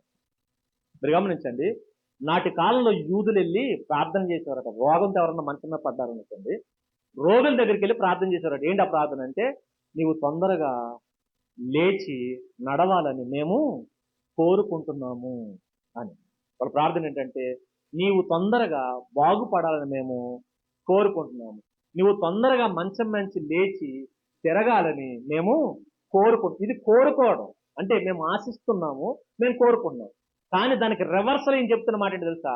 నేను కోరుకుంటున్నాను కాదు, నువ్వు లేవాలని నేను ఆజ్ఞాపిస్తున్నాను. నేను కమాండ్ చేస్తున్నాను. ఇంకా చెప్పాలంటే ఈ యాయిరు కూడా అనేక మంది రోగాలతో ఉన్నప్పుడు వెళ్ళి వాళ్ళ మంచాల దగ్గర ప్రార్థన చేస్తుంటారు. ఎందుకంటే సమాజ మందిరపు అధికారి కదా. అధికారి అయిన ఈయన ఎందరో రోగుల దగ్గరికి వెళ్ళి ప్రార్థన చేసి దేవుని ప్రార్థన చేశాడంటే, అమ్మ రోగంతో ఉన్న నీవు త్వరగా లేచి తిరగాలని మేము కోరుకుంటున్నాము, మేము ఆశిస్తున్నాము, నువ్వు స్వస్థపడాలని మేము కోరుకుంటున్నాము, ఆశిస్తున్నామని ప్రార్థన చేసిన ఈయన కూతురు దగ్గరకు వచ్చి ఈయన అంటాడు, నువ్వు తొందరగా లేవాలని నేను కోరుకుంటున్నాను అలా నీవు లేవాలని నేను ఆజ్ఞాపిస్తున్నాను. యాయిరికి ఎలా ఉంటుందండి ఇది? ఆ మాట వినగానే అప్పుడు ఆయన అనుకుంటున్నాడు, ఈయన నాలాంటి వాడు కాదు, నేను సమాజ మందిరపు అధికారిని, మరి ఈయన సమాజానికే అధికారి. సమాజానికి అధికారి. ఆయన విశ్వాసం ఎంత బలపడుతుంది తెలుసా? ఎందుకు ఈ జర్నీ జరుగుతుందనుకుంటున్నారు? యాయిరు విశ్వాసం చిన్నగా వచ్చాడు, అల్ప విశ్వాసంతో వచ్చాడు. ఇప్పుడు ఏమైపోతున్నాడు? నా కళ్ళ ముందున్న ఆయన సామాన్యుడు కాదు, మరెవరు? అసామాన్యుడు. ఇలాంటి అసామాన్యుడితో నేను ఒక రోజు ప్రయాణం చేశాను. నా ఇంటికి వచ్చాడు.